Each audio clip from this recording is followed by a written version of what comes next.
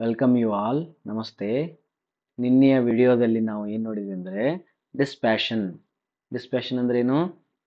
ವೈರಾಗ್ಯದ ಬಗ್ಗೆ ನೋಡಿದ್ವಿ. ವೈರಾಗ್ಯ ಅಂದ್ರೆ ಏನಂತಂದ್ರೆ ನಿಮ್ಮ ಮನಸ್ಸಲ್ಲಿ ಆಗ್ತಕ್ಕಂಥ ಆ ತೃಷ್ಣಗಳೇನದಾವಲ್ಲ, ಆಸೆಗಳಿದಾವಲ್ಲ, ಅವುಗಳನ್ನು ದೂರ ಇಡದ ವೈರಾಗ್ಯ ಅಂತ ಹೇಳಿದ್ರು. ಓಕೆ, ಅದಕ್ಕಿಂತ ಶ್ರೇಷ್ಠವಾದದ್ದು ಯಾವುದು? ವೈರಾಗ್ಯಕ್ಕಿಂತನೂ ಶ್ರೇಷ್ಠವಾದದ್ದು ಯಾವುದು ಅಂದ್ರೆ, ಅಥವಾ ಆ ವೈರಾಗ್ಯವನ್ನು ಹೆಂಗೆ ಅಚೀವ್ ಮಾಡ್ತೀರಿ? How you can establish that dispassion? ನಿನ್ನಲ್ಲಿ ಆ ವೈರಾಗ್ಯ ಹೆಂಗೆ ಹೆಂಗೆ ಬರ್ತದ?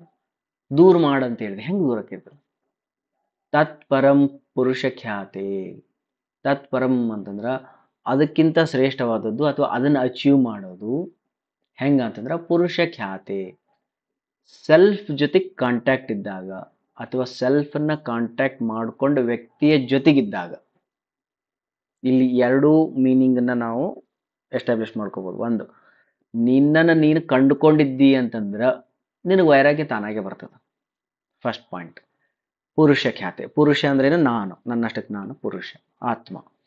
ನನ್ನ ಆತ್ಮನನ್ನ ಖ್ಯಾತೆ ಅಂದ್ರೆ ಆತ್ಮನ ಬಗ್ಗೆ ನನಗೆ ಅರಿವಿತ್ತು, ಅದರ ಖ್ಯಾತಿ ನನಗೆ ಗೊತ್ತಿತ್ತು, ಅದರ ಇಂಪಾರ್ಟೆನ್ಸ್ ಗೊತ್ತಿತ್ತು, ದ ಸೆಲ್ಫ್ ಅವೇರ್ನೆಸ್ ನನಗಿತ್ತು ಅಂತಂದ್ರೆ ಪುರುಷ ಖ್ಯಾತೆ. ನನ್ನ ಸೆಲ್ಫ್ ಅವೇರ್ನೆಸ್ ಐತಿ, ನನ್ನ ಬಗ್ಗೆ ನನಗೆ ಗೊತ್ತದ, ನಾನು ಯಾರದ್ದು ನನಗೆ ಗೊತ್ತದ, ನನಗೆ ಏನು ಬೇಕು ಏನು ಬೇಡ, ನಾನು ಹೆಂಗಿದ್ದೀನಿ, ಎಲ್ಲಿಂದ ಬಂದೀನಿ, ನನ್ನ ಶಕ್ತಿಗಳೇನು, ನನ್ನ ಪೊಟೆನ್ಷಿಯಲ್ ಏನು, ನನ್ನ ಕೆಪಾಸಿಟಿಗಳನ್ನ ಎಲ್ಲ ನನಗೆ ಗೊತ್ತದವ. ಓಕೆ, ಪುರುಷ ಖ್ಯಾತೆ ಗೊತ್ತದ ನನಗೆ. ಇದು ಗೊತ್ತಿದ್ದು ಅಂದಮೇಲೆ ಏನಾಗ್ತದ? ವೈರಾಗ್ಯ ತಾನೇ ಬರ್ತದ. ಡಿಸ್ಪ್ಯಾಷನ್, ನಿನ್ನ ಆರಾಮಾಗಿ ವೈರಾಗ್ಯಗಳು ಬರ್ಲಿಕ್ಕೆ ಶುರು ಆಗ್ತದ. ಓಕೆಪ್ಪ, ಇದು ಒಂದನೇ ವಿಧಾನ. ಎರಡನೇ ವಿಧಾನ, ನಿಮ್ಮ ಬಗ್ಗೆ ನಿಮಗೆ ಗೊತ್ತಿಲ್ಲ ಅಂತಂದ್ರೆ, ಯಾರು ತಮ್ಮ ಬಗ್ಗೆ ತಾವು ಗೊತ್ತಿಡ್ಕೊಂಡಾರ ನೋಡಿ. ಫಾರ್ ಎಕ್ಸಾಂಪಲ್, ಯಾರೋ ಒಬ್ಬ ಗುರು ಇದ್ದಾನೆ. ಗುರು ತನ್ನನ್ನು ತಾನು ಅರ್ಥ ಮಾಡ್ಕೊಂಡಿದ್ದಾನೆ. ಗುರು ತನ್ನ ಮೆಡಿಟೇಷನ್ ಕೂಡ್ತಿದ್ದಾನೆ. ಗುರು ತನ್ನ ಎಲ್ಲ ಡಿಸ್ಪ್ಯಾಷನ್ ವೈರಾಗ್ಯವನ್ನು ಪಡ್ಕೊಂಡಿದ್ದಾನೆ. ಯಾಕೆ ವೈರಾಗ್ಯದವನ್ನತ್ರ ತನ್ನನ್ನು ತಾನು ಅರ್ಥ ಮಾಡ್ಕೊಂಡಿದ್ದಾನೆ. ಅವನ ಜೊತೆಗೆ ನೀನು ಕಾಂಟ್ಯಾಕ್ಟ್ ಅಲ್ಲಿ ಬಂದಿ ಅಂದ್ರೆ ನಿನಗೂ ಸಾಧ್ಯ ಆಗ್ತದ. This is just a magnet. You are an iron and there is a magnet, and go and be with that, attach with that, and it will come to you.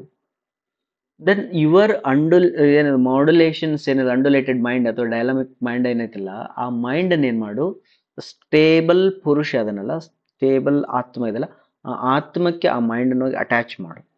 ಆ ಮೈಂಡ್ ಹೋಗಿ attach ಮಾಡಿದ ತಕ್ಷಣ ಏನಾಗ್ತದೆ? ಆ mind ನಿಂತ್ಬಿಡ್ತದೆ. Because this happens because self is already centered. Self established ಆಗೈತಿ.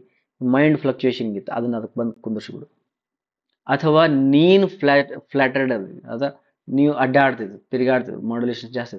Okay, ಯಾರೋ ಒಬ್ಬ ವ್ಯಕ್ತಿ ಈಗ ಆಲ್ರೆಡಿ ಸ್ಟಾಗ್ನೆಂಟ್ ನಿಂತು ಬಿಟ್ಟಿದೆ, ನಾವು ಅವನ ಜೊತೆಗೆ ತಿರುಗಾಡು. ಪುರುಷ ಖ್ಯಾತೆ. ತತ್ಪರಂ, ಅದಕ್ಕಿಂತ ಶ್ರೇಷ್ಠವಾದದ್ದು ಅಥವಾ ಅದನ್ನು ಅಚೀವ್ ಮಾಡೋದು ಪುರುಷ ಖ್ಯಾತೆ. ಗುಣವೈತೃಷ್ಣಂ ಅಂತಂದ್ರ ಆ ಗುಣದಲ್ಲಿ ನೀನು ಲೀನ ಆಗಿಬಿಡ್ತೀವಿ. ಅಂಡರ್ಸ್ಟುಡಾ? ಇದೊಂದು ಸ್ವಲ್ಪ ಒಂಥರ ಹೆಂಗದ ಅಂತಂದ್ರ, ಆ ವರ್ಡ್ ಬೈ ವರ್ಡ್ ಮೀನಿಂಗ್ ಹೋಗ್ಲಿಕ್ಕೆ ಟಫ್ ಆಗ್ತದ, but it is the same meaning ಬರ್ತದ. ತತ್ ಪರಂ ಪುರುಷ ಖ್ಯಾತೆ ಗುಣವೈತೃಷ್ಣಂ ಅಂದ್ರೆ ಎರಡು ಮೀನಿಂಗ್ಗಳಲ್ಲಿ ಹೇಳ್ಬೇಕಂತ ಪತಂಜಲಿ ಹೇಳ್ತಿದ್ದಾರೆ. ನಿನ್ ಮೇಲೆ ನೀನು ಕೂಡ ನಿಂತ್ಕೊಂಡಿ ಅಂದ್ರೆ ಗುಣಗಳು ನಿಂತು ಬಿಡ್ತಾವ. ಗುಣಗಳು, ಆ ತೃಷ್ಣಗಳೇನೋ ನಿಂತು ಬಿಡ್ತಾವ. ಬಿಕಾಸ್ ಜಗತ್ತು ಏನಾಗಿದ್ದಾಳು?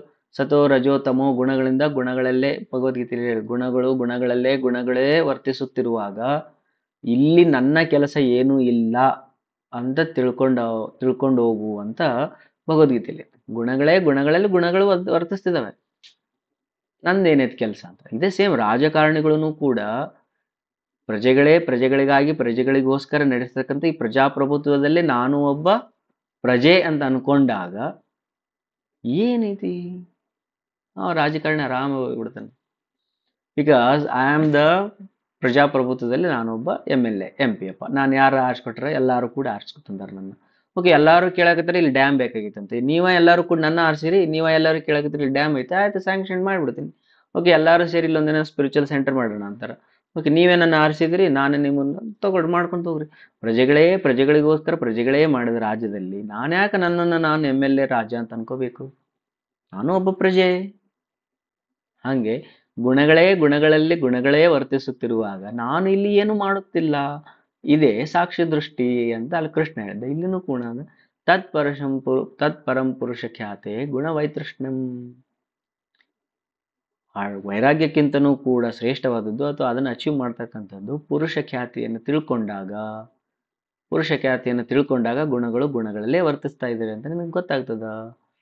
ಇದಕ್ಕೆ ನಾವೇನು ಅನ್ಬೋದು ಅಂದ್ರೆ ಸಮಾಧಿ ಅಂತ, ಸಮಾಧಿ ಸ್ಥಿತಿ ಅಂತೇಳಿ ನಾವು ಕರೆಯಬಹುದು. ರೈಟಾ? ನಾಳೆ ನೆಕ್ಸ್ಟ್ ಭಾರಿ ಇಂಪಾರ್ಟೆಂಟ್ ಇರ್ತಕ್ಕಂಥ ಸೂತ್ರವನ್ನು ನೋಡೋಣ. ನೆಕ್ಸ್ಟ್ ಸೂತ್ರ ಕಂಟಿನ್ಯೂಸ್ ಒಂದಿಷ್ಟು ಸೂತ್ರಗಳು ಬರ್ತವೆ. ಅಲ್ಲಿ ಸಮಾಧಿಯನ್ನ ಎಲ್ಲೆಲ್ಲಿ ಅಚೀವ್ ಮಾಡ್ಬೋದಂತ. ಕೇವಲ ಮೆಡಿಟೇಷನ್ ಅಲ್ಲೇನೆ ಸಮಾಧಿ ಇಲ್ಲ, ಮಸ್ತ್ ಅದ. ನೆಕ್ಸ್ಟ್ ಬರೀ ನೀವು ಮೆಡಿಟೇಷನ್ ಮಾಡ್ತಾನೆ ಕೂಡ ನೀವು ಸಮಾಧಿಯನ್ನು ಅಚೀವ್ ಮಾಡಲಿಕ್ಕೆ ಆಗ್ಲಿಕ್ಕಿಲ್ಲ, ಅಥವಾ ಬರೀ ನೋಡ್ಕೊಂಡು ಕುಂದ್ರದ ಅಷ್ಟೇ ಅಲ್ಲ. ಅಲ್ಲಿ ಇನ್ನೂ ಬೇರೆ ಬೇರೆ ಥಿಂಗ್ಸ್ ಅದಾವ. ಥಾಟ್ಸ್ ಅದ, ಲಾಜಿಕ್ ಅದ, ಬ್ಲಿಸ್ ಅದ, ನನ್ನನ್ನು ನಾನು ತಿಳ್ಕೊಳ್ಳೋದು. Yes, there are so many paths are there to attain samadhi. ಸಮಾಧಿ ಅಂತಂದ್ರೆ ಸಮಚಿತ್ತವನ್ನು ಹೊಂದಲಿಕ್ಕೆ there are so many paths ಅದಾವ ಅಂತೇಳಿ ಮುಂದಿನ ಸೂತ್ರದಲ್ಲಿ ಬರ್ಲಿಕ್ಕೆ ಶುರು ಆಗ್ತದೆ. ಇಂಟ್ರೆಸ್ಟಿಂಗ್. ಓಕೆ.